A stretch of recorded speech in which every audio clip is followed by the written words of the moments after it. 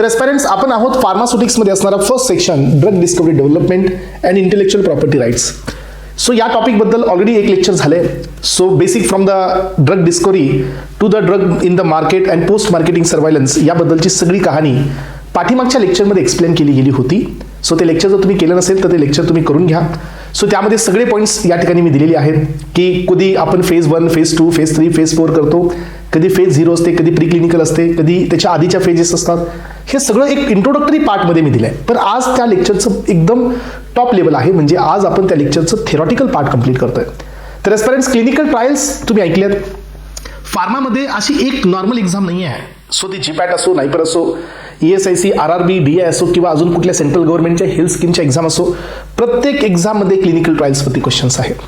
Yes, what is the meaning of clinical trials, what is the meaning of pre clinical trials, phase 1 चे specification, phase 2 चे specification, phase 0 चे specification, phase 3 चे specification, phase 4 चे specification, NDA filing, ANDA filing, हे सगळा portion या ठिकाणी आजच्या लेक्चरमध्ये आपल्याला कव्हर अप करायचा आहे.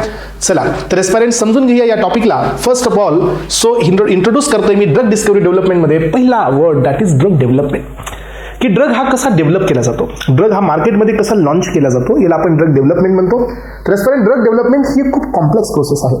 एक तर ही खूप कॉम्प्लेक्स आहे, सेकंड थिंग ही खूप टाइम कन्झ्युमिंग प्रोसेस आहे.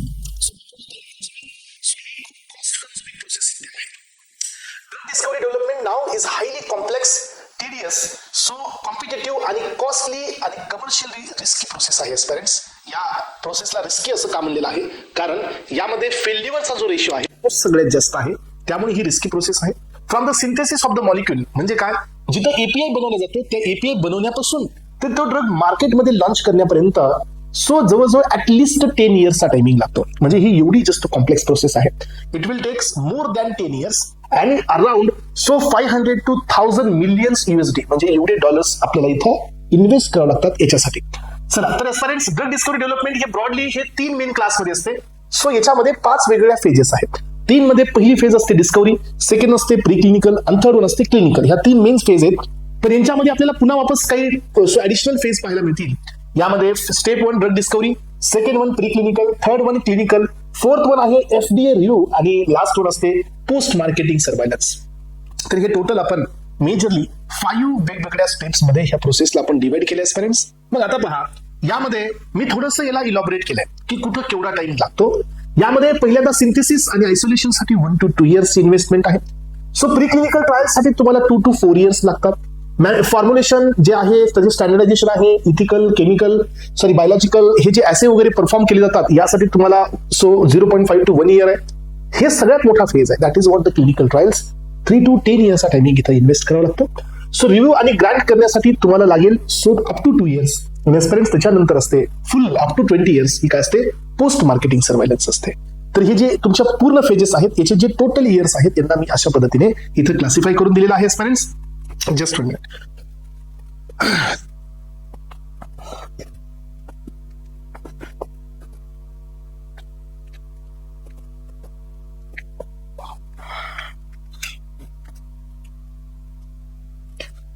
चला तर एस्पायरंट्स, आता नेक्स्ट पॉइंट कडे चाललो आपण. ते म्हणजे सगळ्यात पहिली फेज आणि ती आहे ड्रग डिस्कवरी. तर ही सिंथेसिस करण्याची फेज आहे, जिथं आपण ड्रगला सिंथेसाइज करतो. Drug in the sense active pharmaceutical ingredient या ठिकाणी सिंथेसाइज केला जातो. मग आता through the new insights to disease process, बघा आता या ठिकाणी डिसीज हे आयडेंटिफाय करून त्याची पाथवेज आयडेंटिफाय करून सो आपल्याला अलाउ करावं लागतं researchers to design the product. त्या डिसीजची रिक्वायरमेंट काय, तो डिसीज कोणत्या पाथवेनी प्रोड्यूस होते, तिथं आपण कुठे त्याला ब्लॉक करू शकतो, ह्या सगळ्या गोष्टी डोक्यामध्ये घेऊन सो रिसर्चर या प्रोडक्टला सो या ठिकाणी सिंथेसाइज करतात. कशासाठी, टू स्टॉप और टू रिव्हर्स द डिसीज. हे जे डिसीज होत आहे, याचे जे इफेक्ट्स येत आहेत, याला आपल्याला रिव्हर्स करायचे किंवा याला आपल्याला इथे स्टॉप करायचंय. मग आता या ठिकाणी कोणत्या फेजेसने आपण याला सो सिंथेसाइज करतो. सगळ्यात पहिल्यांदा असते रॅन्डम स्क्रीनिंग. सो हाय थ्रूपुट स्क्रीनिंग, याच्या थ्रू ही स्क्रीनिंग केली जाते. रॅन्डम सिलेक्शन आहे, टार्गेट व्हॅलिडेशन आहे, टार्गेटला व्हॅलिडेट करा, लीड ऑप्टिमायझेशन आहे आणि त्यानंतर कॅन्डिडेट्स ऑप्टिमायझेशन आहे. एस्पिरंट्स, लीड आयडेंटिफिकेशन बनायला आणि त्याच्यानंतर आहे लीड ऑप्टिमायझेशन. म्हणजे आधी टार्गेटला फाइंड आउट करा, टार्गेटला ऑप्टिमाइज करा, लीडला फाइंड आउट करा, लीडला ऑप्टिमाइज करा. तर या प्रोसेसने तुम्ही काय मिळवू शकता, या प्रोसेसने तुम्ही न्यू केमिकल एंटाइटी मिळवू शकता, ज्याला आपण ड्रग असं कन्सिडर करतो. मग एस्पिरंट्स, यानंतरची नेक्स्ट फेज आहे आणि इथून पुढे आपली मेन सगळ्या पॉईंट्सला सुरुवात झाली, ती आहे प्री क्लिनिकल ट्रायल्स. सगळ्यांना माहिती आहे की पाठीमागच्या लेक्चरमध्ये जे डिस्कशन केलं आपण की प्री क्लिनिकल आणि क्लिनिकल मधला डिफरन्स. तर स्टुडंट्स, प्री क्लिनिकल ट्रायल्स ह्या अॅनिमल वरती कंडक्ट केले जातात, क्लिनिकल ट्रायल्स ह्या ह्युमन वरती कंडक्ट केले जातात. मग आता प्री क्लिनिकल ट्रायल्स मध्ये ठीक आहे, एवढा तर डिफरन्स सगळ्यांना माहित असतो. तर आता प्री क्लिनिकल ट्रायल्स मध्ये काय डिटरमाइन केलं जातं, ज्याचा बेनिफिट तुम्हाला क्लिनिकल ट्रायल्स मध्ये होतो, ते आपल्याला इथं पाहिजे. बघा आता प्री क्लिनिकल ट्रायल्स मध्ये, so after synthesizing and identifying the prospective compound, बघा तो ड्रग सिंथसाइज झाला, तो ड्रग आयडेंटिफाय झाला, न्यू केमिकल एंटिटी तुम्ही तयार केला, तर तो ड्रग सो मार्केटमध्ये जाण्याआधी, before the new drug comes into the market, so extensively tested on the animals. तो ड्रग अॅनिमल वरती टेस्ट केला जातो. ही टेस्टिंग इन विट्रो असते. In vitro in the sense की सो अॅनिमलच्या बॉडीवरती, म्हणजे आपण बाहेरून ह्युमन बॉडीवरती नाही करत आहोत, हे आपण इन विट्रो स्टडी करत असतो to assess the safety and the efficacy. त्या ड्रगची सेफ्टी, त्या ड्रगची इफिकेसी या ठिकाणी टेस्ट केली जाते की तो ड्रग जो नवीन सिंथसाइज करण्यात आलेला आहे, तो ड्रग हा येस ऑथेंटिक आहे का नाही, त्या ड्रगला सेफ्टी आहे की नाही, त्या ड्रगला इफिकेसी आहे का नाही, हे याच्यामध्ये चेक केलं जातं. Pre clinical study provide the general pharmacological, so toxicological आणि फार्माकोकायनेटिक प्रोफाइल्स. बघा, तर हे खूप इम्पॉर्टंट पॉईंट आहे. जनरल फार्माकोलॉजिकल, टॉक्सिकोलॉजिकल, सो आणि यानंतर तुमचा फार्माकोकायनेटिक प्रोफाईल एका नवीन ड्रगचं, याच्याबद्दलची इन्फॉर्मेशन तुम्हाला प्री क्लिनिकल ट्रायल्स देतो. Experiments are generally carried out first on the rodents. बघा, हे कुठून कुठपर्यंत जातं, रोडेंट्स वरती असतात, जसं की माऊस असेल, रॅट असेल, पिग असेल, हॅमस्टर असेल, रॅबिट असेल, यांच्यावरती, किंवा काही वेळेला सबसिक्वेंटली आपण नॉन रोडेंट वरती, म्हणजे लार्जर एनिमल वरती सध्या हे एक्सपेरिमेंट परफॉर्म केले जाऊ शकतात, जसं की डॉग असेल, कॅट असेल किंवा मंकी असेल, यांच्यावरती सध्या प्री क्लिनिकल ट्रायल्स होऊ शकतात. मग as far as evolution progress, so हे प्रोग्रेसेस आहेत, जसं तुम्ही इव्हॉल्युशन प्रोग्रेस मध्ये घेऊन जाताय, इव्हॉल्युशन करताय, अनफेवरेबल कंपाऊंड, याचा अर्थ ज्या ड्रगकडे सेफ्टी नाही, ज्या ड्रगकडे इफिकेसी नाही, ज्या ड्रगचा सेफ फार्माकोलॉजिकल प्रोफाईल नाही, ज्या ड्रगचा खूप जास्त टॉक्सिकोलॉजिकल प्रोफाईल आहे, ज्या ड्रगचं फार्माकोकायनेटिक हे ऑप्टिमम नाही आहे, अशा ड्रग्सला या ठिकाणी सो काय केलं जातं, रिजेक्ट केलं जातं ऍट एनी स्टेज. तो ड्रग तिथून रिजेक्ट केला जातो, त्याला पुढच्या स्टेजमध्ये पास नाही केला जात. सो यानंतर पहा, या ठिकाणी सो आपण जेवढे ड्रग्स इथं सिलेक्ट करतो प्री क्लिनिकल मध्ये, हे थाउजंड्स ऑफ ड्रग आपण इथे सिलेक्ट करतो, त्यातले फ्यू ड्रग्स हे प्री क्लिनिकल ट्रायल्सला क्रॉस करतात. पहा, सो मग आता या ठिकाणी जे ड्रग्स आता सिलेक्ट केले गेले ते ह्युमन्सला देण्या योग्य आहेत, ते आपण ह्युमन्सला देऊ शकतो, असं याचं म्हणणं आहे. Preclinical data obtain from the animal studies provide the general pharmacological toxicological profile. आपण पाहिलं, if the drug is found to be promising, आणि जर त्या ड्रग्स मध्ये जर जो ड्रग तुम्हाला आता समजेल की हा ड्रग सेफ आहे, या ड्रगची इफिकेसी आहे, या ड्रगचा फार्माकोलॉजिकल प्रोफाईल हा बेस्ट आहे, या ड्रगचा टॉक्सिकोलॉजिकल प्रोफाईल हा सो खूप टॉक्सिकोलॉजी नाही आहे, म्हणजे मिनिमम टॉक्सिसिटी आहे, तर तो ड्रग आहे प्रॉमिसिंग, तो ड्रग आहे छान, म्हणजे त्याला आपण गुड म्हणतो. सो मग तो ड्रग जर आहे जो प्रॉमिसिंग आहे, मग त्या केसमध्ये तुम्हाला काय करावं लागेल, IND ला फाईल करावं लागेल. What is this IND? Investigational new drug application file करावं लागेल, submitted to the regulatory authority, आणि if the permission is granted, आणि जर ही परमिशन ग्रँट केली गेली असल्यास then this drug will be tested on the humans, आणि तिथून पुढे चालू होतात क्लिनिकल ट्रायल्स. आतापर्यंत आपण कुठे होतो, आतापर्यंत होतो आपण प्री क्लिनिकल ट्रायल्स मध्ये. So now we are entering into the clinical trials. बघा, सो इथं काय करण्यात आलं प्री क्लिनिकल वरती, सो इथं थाउजंड्स ऑफ ड्रग्स हे टेस्ट करण्यात आले अॅनिमल वरती, टेस्टिंग केली रोडन्स आणि नॉन रोडन्स वरती. सो फार्माकोलॉजिकल, फार्माकोकायनेटिक, टॉक्सिकोलॉजिकल ह्या सगळ्या गोष्टींना टेस्ट केलं. जो ड्रग सेफ आहे, इफिकेस आहे, त्या ड्रगला आपण IND साठी फाईल केलं. जे ड्रग सेफ नाहीये, इफिकेसी नाहीये, ज्यांची टॉक्सिसिटी आहे, त्यांना त्या स्टेजला आपण रिजेक्ट केला. मग आपण ह्या या तुमच्या प्री क्लिनिकल ट्रायल्स मध्ये कोणता स्टडी जास्त महत्वाचा असतो, हे बघा, थेरापेटिक इंडेक्स इम्पॉर्टंट असतो, फार्माकोकायनेटिक इम्पॉर्टंट आहे, आणि टॉक्सिसिटी स्टडी खूप इम्पॉर्टंट असतो. तिथं आपण ह्या अॅनिमल वरती हे स्टडी आपण कंप्लीट करतो.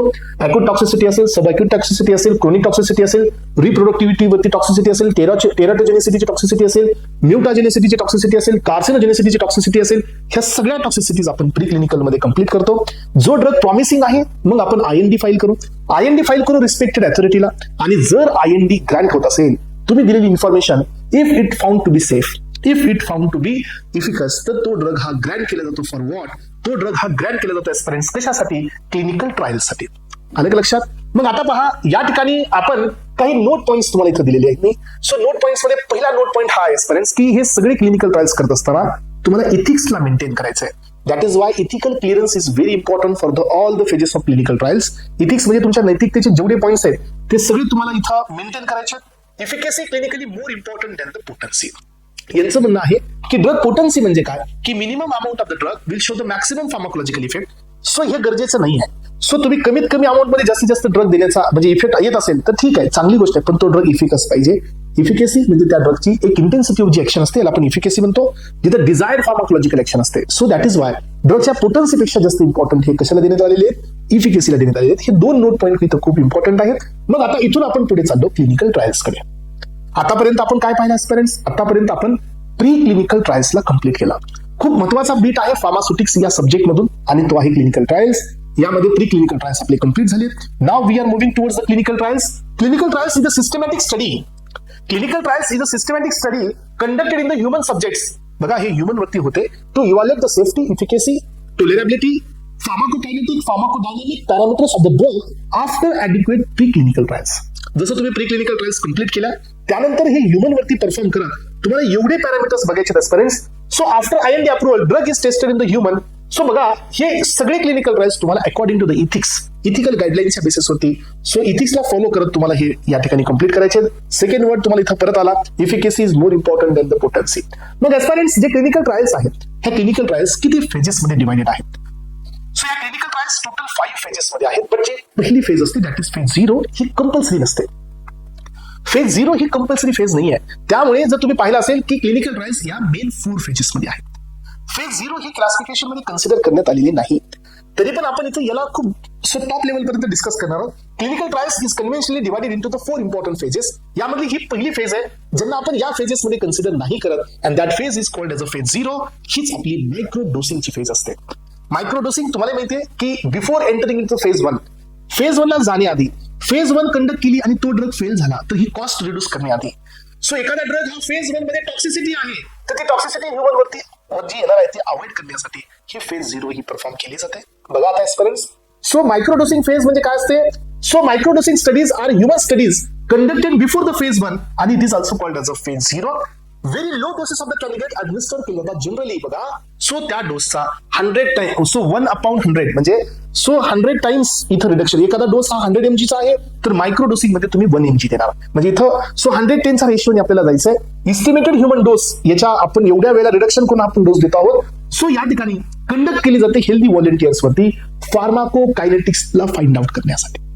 तो ड्रग बॉडीमध्ये ऍब्सॉर्प्शन कसं देतोय, तो ड्रग बॉडीमध्ये ह्युमन बॉडीमध्ये मिनिमम डोसला म्हणजे मायक्रो डोसिंगला तो डिस्ट्रीब्युशन कसं देतोय, तो ड्रग बॉडीमध्ये एक्सक्रिशन, मेटाबॉलिझम कसं देतोय, फार्माकोकायनेटिक पॅरामीटर्स, सेफ्टी पण इथं चेक केली जाते. मग ऍजपर्यंत जो ड्रग आपण देतो तो खूप कमी अमाऊंट मध्ये देतोय.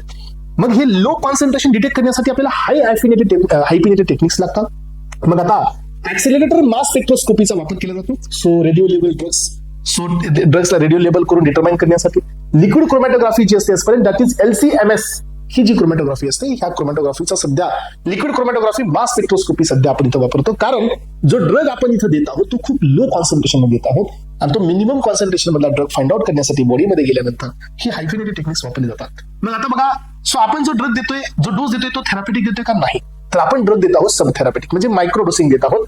These some pharmacological doses are not expected to produce the therapeutic or the toxic effect. हा आपण डोस खूप कमी देतोय त्याच्यामुळे इथं टॉक्सिसिटी येण्याचा विषयच नाही.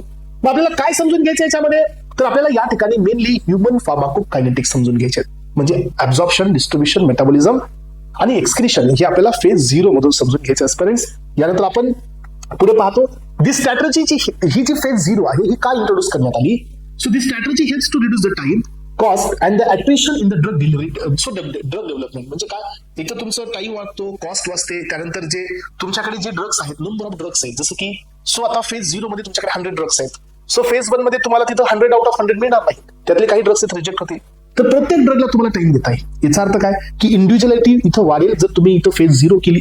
जे ड्रग सेफ नाहीये, ज्या ड्रगचा फार्माकोकायनेटिक प्रोफाईल हा ह्युमन मध्ये ठीकठाक नाही आजपर्यंत, त्या ड्रगला या ठिकाणी आपण इथं रिजेक्ट करतो वाया फेज नंबर 0. आणि म्हणून ही फेज खूप इम्पॉर्टंट असते. So enables early rejection of the candidates म्हणजे आपण ह्याला अर्ली स्टेज मध्ये फेज 1 ला जाण्याआधीच ज्या ड्रगची सेफ्टी नाही त्यांना इथंच आपण रिजेक्ट करू शकतो. अनफेवरेबल ह्युमन फार्माकोकायनेटिक ज्या ड्रगचे त्यांना आपण इथं या ठिकाणी सो एक्सक्रीट आउट करतोय. Potentially avoiding the so expensive phase 1 trial म्हणजे फेज 1 जे एक्सपेन्सिव्ह ट्रायल आहे ही होऊ नये.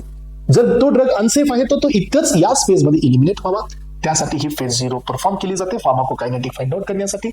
यानंतर एक्सपिरियन्स दुसरी फेज आहे फेज नंबर 1. बघा जेवढ्या फेजेस तुम्हाला मी देत आहे एक्सपिरियन्स या प्रत्येकाच्या मध्ये खूप सारे क्वेश्चन्स आहेत. हे एक्झाम मध्ये आलेले आहेत. तुम्ही ऑलरेडी PYQs पाहिले, वेगवेगळ्या एक्झाम्स पाहिल्या. सो सगळीकडे तुम्हाला क्लिनिकल ट्रायल्सचे क्वेश्चन्स पाहायला मिळते. त्यानंतरची फेज आहे phase number 1.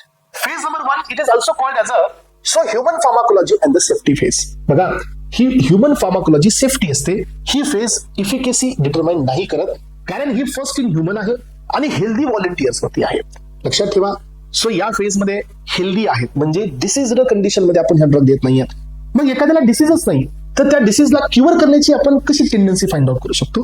That is the reason phase 1 never be use to analyse the efficacy of the drug. Phase 1 is purely for the safety of the drug.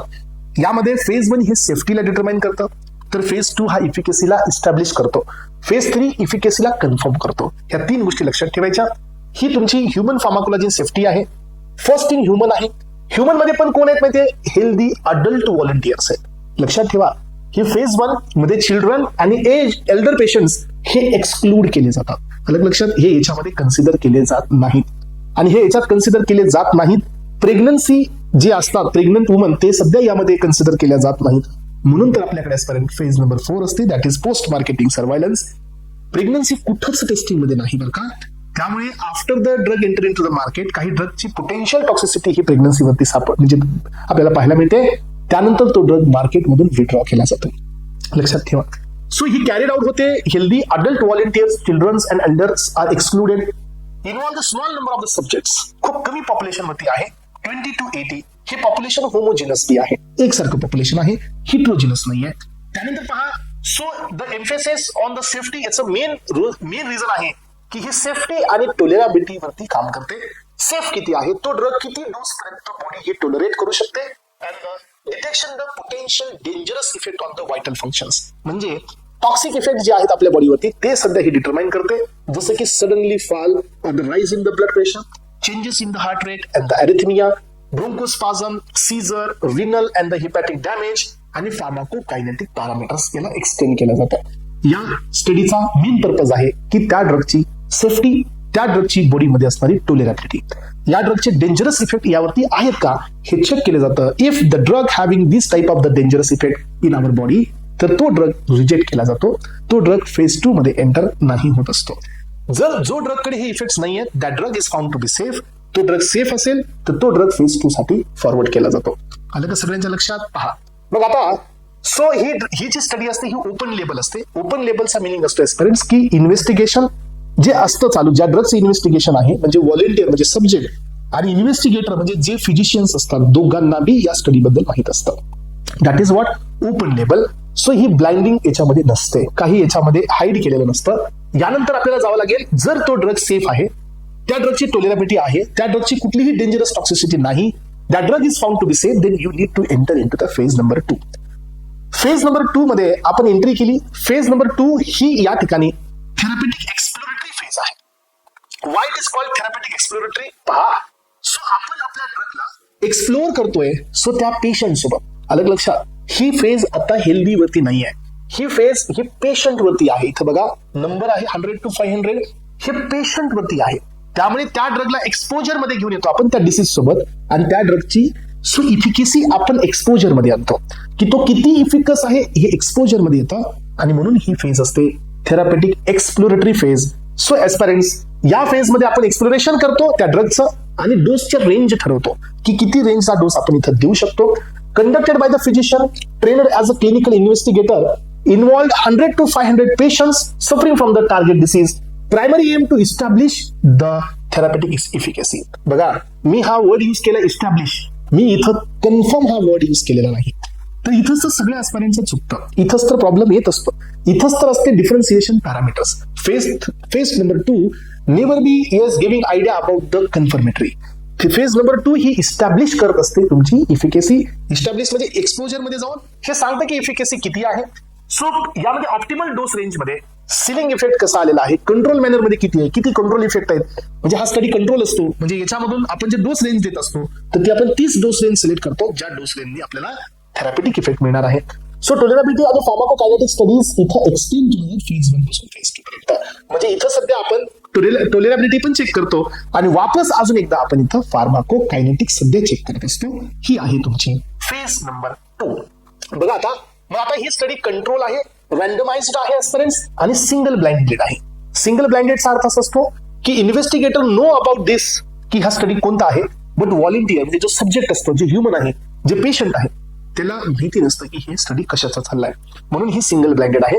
So carried out होत असते 2 to 4 centres वरती. If the drug is may be discontinued if the desired level of the clinical efficacy is not achieved. जर समजा ह्या ड्रगची so efficacy तुम्हाला त्या लेवलची find नाही झाली, if it is found to be so less efficacious as compare to your standard, तर तो drug इथं रिजेक्ट केला जातो, तो ड्रग हा फॉरवर्ड केला जात नाही. आणि if the drug is found to be efficacious, so establish झाली इफिकसी आहे, याला इफिकसी, सो आपण त्याला देऊन पाहिलं या एनिमल मध्ये तर आहे त्याला इफिकसी, तर त्यानंतर ही फेज केली जाते आणि that is called as a phase number 3. So या फेज मध्ये आपण ही जी इस्टॅब्लिशमेंट केलेली आहे इफिकसीची, तर या फेजच्या वेळी आपण या इफिकसीला आता कन्फर्म करायचं पाहतो. येस, म्हणून ही फेज नंबर 3 ही परफॉर्म केली जाते. So phase number 3 is also known as a therapeutic confirmatory. So याच्यामध्ये कन्फर्मेशन आणि कंपॅरिझन होतो with the standard, so with the existing standard. हेच this phase is called as a therapeutic confirmatory phase. याच्यामध्ये पण रँडमाइज्ड असते, ही double blinded असते, लक्षात घ्या, आणि ही कंपॅरेटिव्ह ट्रायल असते. डबल ब्लाइंडेड याचा अर्थ की सब्जेक्टलाही याच्याबद्दल आयडिया नसते आणि इन्व्हेस्टिगेटर्सला सध्या याच्याबद्दल आयडिया नसते की हा स्टडी कशाच्या बद्दल चाललाय. सो यानंतर ही रँडम आहे, हिट्रोजिनस पॉप्युलेशन वरती असते. हिट्रोजिनस इन द सेन्स वेगवेगळ्या एज ग्रुप वरती सध्या ही स्टडी परफॉर्म केली जाते. हे पहा, so large number of population 5,500 to 3,000 population पर्यंत हा स्टडी परफॉर्म केला जातो. काही बुक्स मध्ये हे 3,000च्या जागी 5,000 पण देण्यात आलेलं आहे. सो हे पॉप्युलेशन हिट्रोजिनस असतं. सेव्हरल फिजिशियन यामध्ये इन्व्हॉल्ड असतात. मल्टिपल सेंटरवरती ही स्टडी कंडक्ट केली जाते. इस्टॅब्लिश केलं जाते safety tolerability on the wider scale. Expand केलं जातो फार्माकोकायनेटिक डेटा आणि इथं इस्टॅब्लिशमेंट होत असते इफिकसी. आणि जर तो ड्रग सेफ आहे, if the drug is found to be safe, if the drug is found to be effective, त्यानंतर एस्पेरेंट्स तुम्हाला इथं एक इम्पॉर्टंट ऍप्लिकेशन फाईल करावं लागतं आणि that application is called as a NDA and that is new drug application. इथं file करा. So respected बॉडीला, रिस्पेक्टेड कंट्रीच्या रेग्युलेटरी बॉडीला, आणि या ठिकाणी if the approval is granted then drug will be in the market. आणि या ठिकाणी तुमचे ड्रग डिस्कव्हरीच्या क्लिनिकल ट्रायलच्या बिफोर मार्केटच्या सगळ्या फेज इथं एंड झालेल्या आहेत एस्पेरेंट्स. यानंतरची ही असते पोस्ट मार्केट सर्व्हायलन्स. ही असते फेज नंबर 4 जी मार्केटमध्ये ड्रग लॉन्च झाल्यानंतर कंडक्ट होते. सो एस्पेरेंट्स हे पहा, यामध्ये आपण हे पाहतोय की फेज नंबर 4 ही मार्केटिंग सर्व्हायलन्स आहे. So conducted after the drug has been approved and marketed. Drug हा जसा मार्केटमध्ये येतोय त्याच्यानंतर ही फेज होते evaluate the real world efficacy. So लक्षात घ्या, याचा अर्थ हा ड्रग मार्केटमध्ये गेल्यानंतर सर्वजण याला घेणार आहे. तर मग आता त्यांचा रिअल एक्सपिरियन्स या ठिकाणी सो घेतला जातो from the physician. Real world efficacy, real world acceptability and long term safety. Long term safety in the sense long term toxicity या ठिकाणी सो चेकआउट केले जातात. Helps to detect the rare and the delayed adverse effect, unsuspected drug interactions. बघा, so delayed adverse effect म्हणजे काय, जे ऍडवर्स effect clinical trials मध्ये आपल्याला नाही पाहायला मिळाले. सो जे ऍडवर्स इफेक्ट प्रेग्नन्सीवरती आपल्याला नाही पाहायला मिळाले, जे चिल्ड्रन्सवरती जे ऍडवर्स इफेक्ट आपल्याला क्लिनिकल ट्रायल्स मध्ये नाही पाहायला मिळाले, ते इथे डिटेक्ट केले जातात. सो इंटरॅक्शन्स डिटेक्ट केले जातात, आयडिओसिन्क्रेटिक रिएक्शन्स इथे डिटेक्ट केले जातात, जे की प्री क्लिनिकल ट्रायल्स मध्ये या ठिकाणी विजिबल होत नाहीत. Provide the data on the use of special populations such as the children's, elder, patient and the lactating woman. तर मेनली ह्या चौघावरती इथं चेकआउट केलं जातं की हा ड्रग मार्केटमध्ये लॉन्च झाल्यानंतर हे 4 कॅटेगरीचं जे पॉप्युलेशन्स आहेत यांच्यावरती याचा काही साईड इफेक्ट आहे का हे चेकआउट केलं जातं aspirants. And the patient with the renal and the hepatic impairment त्यांच्यावरती सध्या चेक केलं जातं की ह्या ड्रगची काय टॉक्सिसिटी आहे. आणि या ठिकाणी तुमची phase number 4 post marketing surveillance इथं कम्प्लीट होते. तर एस्पायरन्स हे पहा, आपण आतापर्यंतचा सगळ्यात इम्पॉर्टंट डेटा इथं कम्प्लीट केला. सो खूप जास्त इम्पॉर्टंट आहे. प्रत्येक एक्झाम मध्ये यावरती क्वेश्चन्स तुम्हाला पाहायला मिळतील. आणि आता जे मी आतापर्यंत तुम्हाला दिलंय तेच या कॉलम मध्ये मी दिलेलं आहे. पहा, phase 0 microdosing, phase 1 human pharmacology safety, phase 2 therapeutic exploratory, phase 3 that is therapeutic confirmatory, phase 4 post marketing surveillance. Population दिलं हेल्दी, इथं पेशंट. सो या ठिकाणी इथं पण तुम्हाला मिळेल पेशंट, हे बी पेशंटच आहेत बट अप टू 3,000 और अप टू 5,000 लक्षात घ्या. यानंतर इथं आपण पाहिलं एडीएमई, टॉक्सिकोकायनेटिक, इथं डोसची रेंज, टॉलरेबिलिटी, सेफ्टी इथं इस्टॅब्लिश केली जाते. सेफिकेसी, डोस रेंज इथं पण असते. फार्माकोकायनेटिक एक्सटेंड केलं जातं आणि फायनली तुम्हाला इथं सेफ्टी कन्फर्म करावी लागते. आणि फेज नंबर 4 मध्ये लॉंग टर्म टॉक्सिसिटीज फाइंड आउट करावं लागतात. ट्रान्सपरन्स हे एक छोटासा चार्ट आहे. तुम्ही हा चार्ट पाहिला असेल. This chart has been given in the Garg and Gupta. तर यामधला हा चार्ट आहे. तर जेवढं मी दिलंय ते सगळं इथं आहे. हे बघा, पण काही हायलाइटेड पॉईंट्स आहेत जे इथं तुम्हाला दिसत असतील. तर तुम्ही हे हायलाइटेड पॉईंट्स आपल्या नोट्स मध्ये वरती पण आहेत इंडिव्हिज्युअल मध्ये. तर लक्षात घ्या, हा चार्ट तेवढ्यासाठीच दिलाय की तुम्हाला हायलाइट करता येईल की single blind, double blind population, homogeneous population, heterogeneous population कुठे कुठे आहे हे वरती पण दिले आणि ऍडिशनल मी इथं सध्या दिलेलं आहे. यानंतर एस्पायरंट्स IND हे ऍप्लिकेशन कधीच असतं तर एस्पायरंट ड्रगचं प्री क्लिनिकल डेटा झालाय, तुम्हाला ते क्लिनिकल ट्रायल्स सुरू करायचे, तिथं जी फायलिंग नसते ही INDची असते. लक्षात घ्या, this is investigated new drug application. So जिथं तुम्ही स्टार्ट करता clinical trials, if drug is found to be safe, तुमचा IND हे इथं फाईल केलं जातं. NDA कधी असतं, तुम्ही ड्रगला फेज नंबर 3 ला फाईल करता, फेज 3 कंप्लीट झाल्यानंतर तुम्ही NDA फायलिंग करता, that is new drug application. If your drug is found to be safe, then drug will be in the market. आणि या ठिकाणी सगळ्यात शेवटचं ऍप्लिकेशन आहे, दॅट इज ANDA. ANDA हे जेनेरिक साठी असतं, that is abbreviated new drug application. हे जेनेरिक साठी आहे. सो हे कधी फाईल करता येतं, आफ्टर पेटंट एक्सपायरी. पण एस्पायरंट्स लक्षात घ्या, हे पेटंट एक्सपायरी नंतरच असतं का, असं नाही. ह्या ANDAच्या मध्ये तुम्हाला हे 4 पॅराज मी पाठीमागच्या लेक्चरमध्ये सांगितले होते, that is para 1, para 2, para 3 and para 4. ANDA filing ही पॅरा 1 ने बी होते, जिथं patent information has been not filed. Para 2 filing ने बी होते, patent has already expired. Para 3 filing ही सगळ्यात मोस्ट कॉमन फायलिंग आहे आपल्या इंडियामध्ये. Patent will be expired, patent expire होणार आणि ज्या दिवशी एक्सपायर होईल त्याच्यानंतर मला जेनेरिक द्या. आणि फायनली पेटंट इज इनव्हॅलिड, हे तुमचा पॅरा नंबर 4 असतो आणि it is most dangerous para in the ANDA filing. याचा अर्थ ANDA हे तुम्हाला पेटंट एंड झाल्यानंतरच फाईल करावं लागतं असं नाही. तुम्ही इथं पॅरा 4 फायलिंग करून पेटंट चालू असताना सध्या तुम्ही ANDA फाईल करू शकता, जर तुमच्या जेनेरिक मध्ये ती क्वालिटी असेल.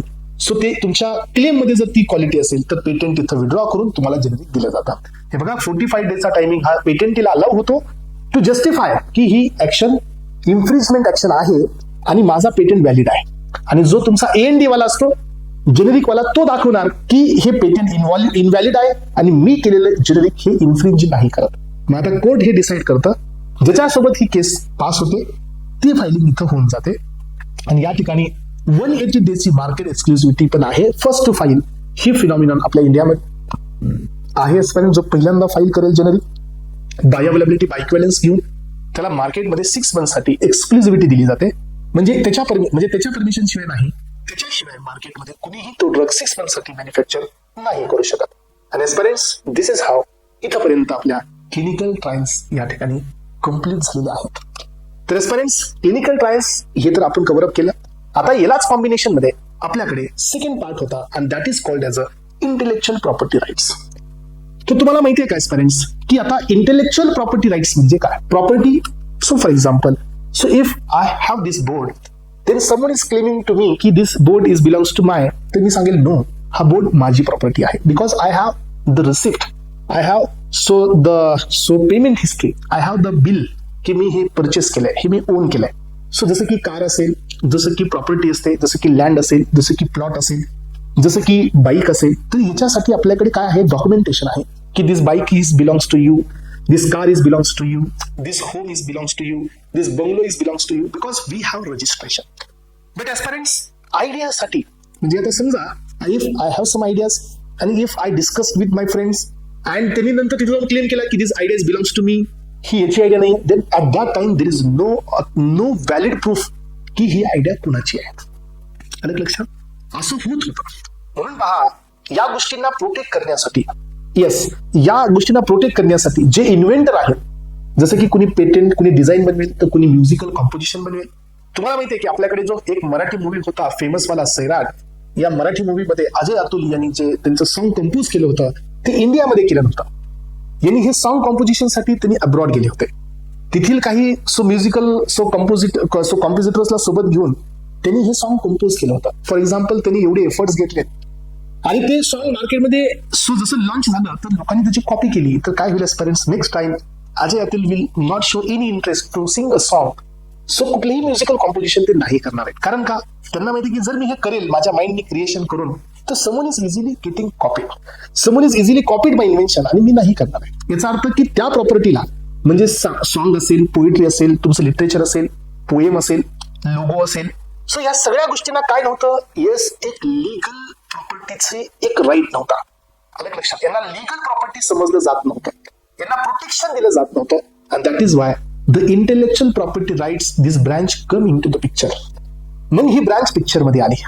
मग या ब्रांचने डिसाईड केलं की जेवढे काही इन्व्हेन्शन्स आहेत, जेवढे काही न्यूनेस आहेत, जेवढे काही डिझाईन्स आहेत, जेवढे काही लोगोज आहेत, यांना आम्ही 6 to 7 मेकॅनिझम मध्ये कव्हर करू.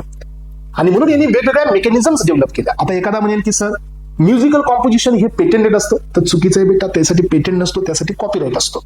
याचा अर्थ यांनी काय केलं की वेगवेगळ्या या ठिकाणी मेकॅनिझमला वेगवेगळे प्रोटेक्शन दिले. जसं की सोलापुरी चद्दर, जसे की नागपूर ऑरेंज, तिरुपती लड्डू, जसे की कोल्हापुरी मिसळ, हे जे आहेत यांना सध्या प्रोटेक्शन आहे. हैदराबादी बिर्याणी यांना सध्या प्रोटेक्शन आहे, पण हे प्रोटेक्शन पेटेंटेड नाही, हे कॉपीराईट नाही. That is belongs to the geographical indication. याचा अर्थ यांनी काय केलं होतं की ह्या सगळ्या गोष्टींना वेगवेगळ्या त्याच्या प्रॉपर्टीनुसार 6 to 7 मेकॅनिझम मध्ये डिवाइड केला. आणि पहा, मग हा IPR इथं तयार झाला. And that is what the intellectual property rights. हे बघा, intellectual property rights, so like any other property right, जसे की दुसऱ्या प्रॉपर्टीचा जसं तुम्हाला अधिकार असतो, तसा तुमच्या विचाराच्या प्रॉपर्टीचा सध्या तुमच्याकडे अधिकार आहे. हे पहा, intellectual property rights refers to the legal rights given to the inventor. म्हणजे कायद्याने अधिकार दिला जातो त्या इन्व्हेंटरला, त्या क्रिएटरला, so to protect his invention. त्याने जे बनवलंय ते कुणी कॉपी करू नये यासाठी. और creation of certain, so creation for certain period of time, म्हणजे त्याच्या इन्व्हेन्शनसाठी किंवा क्रिएशनसाठी आपण प्रोटेक्शन देतोय काही कालावधीसाठी. हा लक्षात ठेवा. ही तुम्ही आता एखादा पेटेंट इथं लॉन्च केला आणि तुमचं म्हणणं आहे की हे मला लाईफ टाईम द्या, असं नाही होणार आहे. बिकॉज त्याला सर्टेन पिरियड आहे, त्याच्यानंतर ते एक्सपायर होणार, त्यानंतर ते पब्लिक डोमेन मध्ये येणार. पहा, this right is allow the owner to use, make, sell, license or prevent the unauthorized use of invention. ह्या राईट थ्रू तुम्ही लायसन्स देऊ शकता लोकांना. लायसन्स देऊन तुम्ही त्यांना तुमच्या अथॉरिटीनुसार तुम्हाला या ठिकाणी तुमच्या ब्रँड खाली त्यांना ते विकता येऊ शकतं.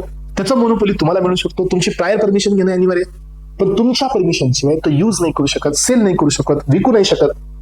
So without your permission, protection is granted for a limited period of time after which the intellectual property enter into the public domain. त्याच्यानंतर ही प्रॉपर्टी पब्लिक मध्ये येते.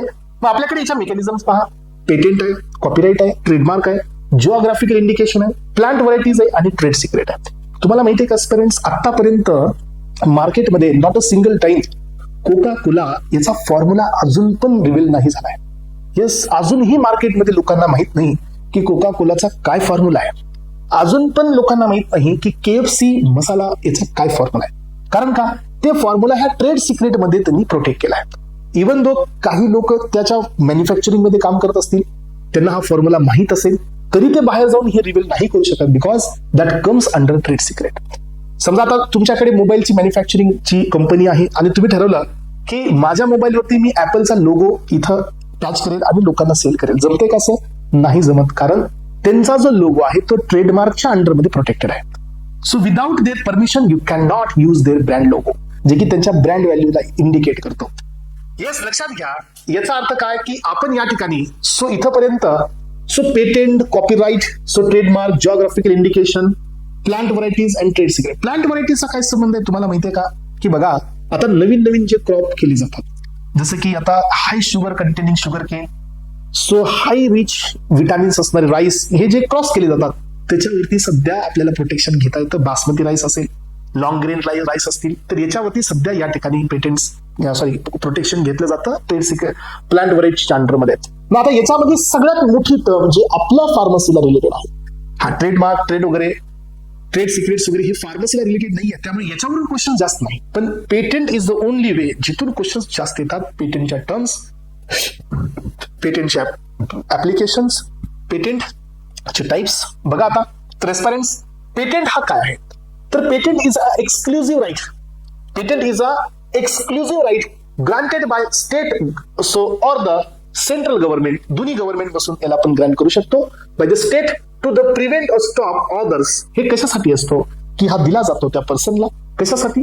स्टॉप ऑर्डर्स, म्हणजे दुसऱ्यांना थांबवण्यापासून. From what? Making, using, offering for the sale, selling, import करणं the drug product or the process based on the patented invention without owner's permission. तर हा राईट त्याच्यासाठी दिला जातो की ओनरच्या परमिशन शिवाय हे कोणी यूज करणार नाही. हे असा लिगल आणि एक्सक्लुझिव्ह राईट हा ग्रँट केला जातो. हे व्हॅलिडिटी असते फॉर द 20 इयर्स. आधी पेटेंट हा 7 इयर्स साठी होता.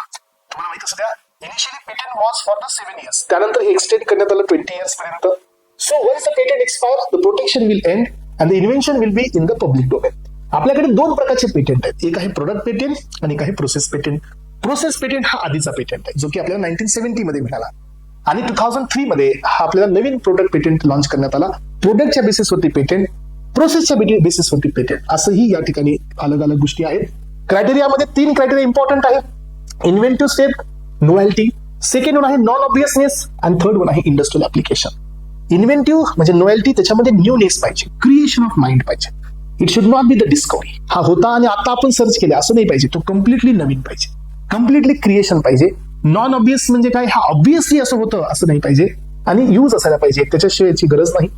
यानंतर आपल्याकडे रेग्युलेटरी पाथवेज आहेत. तर रेग्युलेटरी पाथवेज आपल्याकडे 3 प्रकारचे. बघा, पहिला पाथवे होता original pathway, that is 505B1. दुसरा पाथवे असतो याचा duplication pathway, that is 505B2. आणि तिसरा पाथवे असतो generic pathway, that is 505J. ट्रान्सपरन्स हे सध्या एक्झामसाठी इम्पॉर्टंट आहे. येस, 505B1 जे इंडस्ट्रियल पर्सन्स आहेत, या व्हिडिओला पाहणारे, ह्या लेक्चरला पाहणारे, त्यांना हे पाथवेज माहित आहे. सो लक्षात घ्या. सो 505B1, 505B2 आणि 505J हे पाथवेज याच्यामध्ये आहेत. आता 505B1 हा NDA पाथवे आहे, म्हणजे ओरिजिनल. जेवढे आपण करूया सगळ्या ट्रायल्स हे सगळ्या करून हे तुम्हाला मिळेल. न्यू ड्रगसाठी असतं. यासाठी तुम्हाला एक्सटेन्सिव्हली क्लिनिकल आणि नॉन क्लिनिकल स्टडीज करावे लागतात. ड्रग सेफ आणि इफिकेस असेल तर तुम्हाला हा पाथवे ग्रँट केला जातो. यानंतर तुमचा 505J पाथवे असतो, हा ANDAचा पाथवे असतो, म्हणजे जेनेरिक्स असतो. ट्रान्सपरंट तुम्हाला 505B2 च्या माध्यमातून तुम्हाला बाय अवेलेबिलिटी, बाय इक्विव्हलन्स दाखवावा लागतो आणि तुम्हाला जेनेरिक इथं फाईल करावं लागतं. जेनेरिक मध्ये तुम्हाला बाय अवेलेबिलिटी, बाय इक्विव्हलन्स दाखवायचे, तुम्हाला प्रोडक्ट किंवा काहीच याच्यातलं बदलायचं नाही. हे मी एका चार्ट मध्ये दिले, ते तुम्हाला क्लिअर होऊन जाईल. यानंतरचा नेक्स्ट पाथवे असतो 505B2, हा सध्या NDAचा पाथवे असतो. हा ट्रान्सपरन्स याच्यामध्ये सध्या तुम्हाला पेटंट ग्रँट होतो. पण एक गोष्ट लक्षात घ्या, हे पेटंट ग्रँट होतो पण तुम्हाला सगळीच ट्रायल्स करायची गरज नाही. पण तुम्हाला काय करावं लागेल, modified version of previously approved product. So additional safety आणि इफिकन्सी दाखवावं लागेल. मग तुम्ही इथं डोसेस फॉर्म बदलू शकता, स्ट्रेंथ बदलू शकता, रूट ऑफ ऍडमिनिस्ट्रेशन, सो हे सगळं बदलू शकता, टाइम ऑफ ऍडमिनिस्ट्रेशन. पण तुम्हाला इफिकसी आणि सेफ्टी इम्प्रुव्हमेंट दाखवावी लागेल विदाउट चेंजिंग API. बाकी सगळं बदलता येतं. इरा नॉलेजचं 505B2 pathway, this is NDA pathway, आणि इथं तुम्हाला पेटंट ग्रँट होत असतो. मग आता मी काय केलं बघा स्टुडंट्स, तुमच्या समोर हा एक चार्ट आहे, दिसतंय सगळ्यांना क्लिअर? हा, तो तुमच्या समोर हा एक चार्ट आहे. ह्या चार्टच्या माध्यमातून मी तुम्हाला हे पॅरामीटर्स एक वेगळे करायचा प्रयत्न केलेला आहे. पहिला पाथवे आहे NDA. हे बघा, पहिला पाथवे NDA. दुसरा आहे 505B2, म्हणजे कोणता आहे तो NDAच पण सब पाथवे, आणि पुढचा आहे 505J म्हणजे NDA पाथवे. मग आता युजर फी, इथं फी लागते, हा, सो सगळीकडे लागते, येस येस आणि येस, आणि इथं एखादी वेळ नो. मग आता स्टडीज म्हणजे कोणता, क्लिनिकल स्टडीज. तर इथं तुम्हाला फुल क्लिनिकल ट्रायल्स करावे लागतात, तेव्हाच तुम्हाला हे ड्रग लॉन्च होताना पाहायला मिळतो. इथं तुम्हाला या क्लिनिकल ट्रायलचा फायदा होतो. तुम्हाला इथं जेवढ्या लागतील तेवढ्याच करायच्यात, म्हणजे पार्शियल करायचे, आलं लक्षात. आणि पुढे जावा, तुम्हाला तिथं क्लिनिकल ट्रायल्स नाही करायच्यात, कारण ते जेनेरिक आहे. ऍज पर द हॅचबॅक्स ऍक्ट आपण तिथं क्लिनिकल ट्रायलच्या जागी कोणता स्टडी करतो, बायो अवेलेबिलिटी आणि बायो इक्विव्हलन्स करतो. यानंतर न्यू केमिकल एंटाइटी, हा, ह्याच्यात तुम्हाला नवीन ड्रग वापरता येतो, नो, हाच ड्रग वापरावा लागेल. आणि जेनेरिक मध्ये तर सवालच नाही, जेनेरिक मध्ये तर हेच ड्रग आहे, त्यात काही विषयच नाही. सो यानंतर पहा, न्यू एट इन्ग्रेडियंट्स. इथं तुम्ही नवीन ड्रग बनवताय, तुमच्या मनावर वापरायचे, नवीन घेऊ शकता. इथं तुम्ही ड्रगची इफिकसी वाढवताय, तुमच्या मनावर आहे की इन्ग्रेडियंट बदलू शकतो. एखादा वाटलं की मला स्टार्च नको, मला मायक्रोक्रिस्टलाइन सेल्युलोज पाहिजे, तो ते वापरू शकतो. त्याला दाखवायचं काय की ड्रग सेफ आणि इफिकस आहे. पण जेनेरिक मध्ये इन्ग्रेडियंट बदलण्याची अजिबात तुम्हाला परमिशन नाहीये, कारण जर तुम्ही इन्ग्रेडियंट बदलून दाखवत असाल तर bioavailability bioequivalence data fail जातो. त्याच्यामुळे तुम्हाला इन्ग्रेडियंट बदलण्याची परमिशनच नाहीये. यानंतर बघा, न्यू फॉर्म्युलेशन. हे बघा, NDA फायलिंग पहिल्यांदा होते, तुमच्या मनावर फॉर्म्युलेशन आहे, टॅबलेट करा, कॅप्सूल करा, सो सस्पेन्शन करा, इमल्शन करा. It depends on the drug properties, it depends on the patient requirement, it depends की कुठं अप्लाय करायचंय. सो तुम्ही यामध्ये मॉडिफिकेशन करताना फॉर्म्युलेशन बदलायची इच्छा आहे, बदलू शकता. हा, तुम्ही मॉडिफिकेशन करताना फॉर्म्युलेशन बदलू शकता. एखादा वेळेला मी इमल्शन दिलं तर तो मी सोल्युशन देईल, तुम्हाला बदलण्याचा चान्स आहे इथं, कारण तुम्ही एक्सिपिएंट बी बदलू शकता, फॉर्म्युलेशन बी बदलू शकता, ड्रग बदलता येत नाही. पण एस्पिरंट्स हे लक्षात घ्या, तुम्ही ज्या वेळेला ANDA फाईल करत असताना त्यावेळेला तुम्हाला इथं कोणत्याही प्रकारचं तुम्हाला इथं डोसेस फॉर्म बदलता येत नाही. ब्रँडेड हा टॅबलेट असेल तर तुम्हाला जेनेरिक सध्या टॅबलेटच दाखवावं लागेल. ब्रँडेड हा सस्पेन्शन आहे, generic should be suspension, otherwise bioavailability bioequivalence data fail जाईल. सो यानंतर पहा, पेटेंटेड आहे, याला तर पेटेंट आहे, याला सध्या पेटेंट आहे. आपली इंडियन कंपनीज याच्यावरती सध्या टार्गेट करतात, कारण हे कमी वेळामध्ये पेटेंट मिळतो आणि जेनेरिकला पेटेंट नाही आहे. सो मार्केट एक्सक्लुझिव्हिटी काय असते बघा, 5 इयर्स असते एनडीएला. जर पेटंट तुमचा या ठिकाणी 20 इयर्स आहे, सो काही कंडिशन मध्ये पेटंट तुम्हाला म्हणजे जे काही तुमच्या ट्रायल्स होत्या त्या तुम्हाला कंडक्ट करण्यासाठी लेट झालाय, काही प्रॉब्लेम्स आलेत, काही रिअल ड्रग वरती तुम्ही काम वगैरे करताय, तर 5 वर्षासाठी याचं एक्सटेन्शन होऊ शकतं.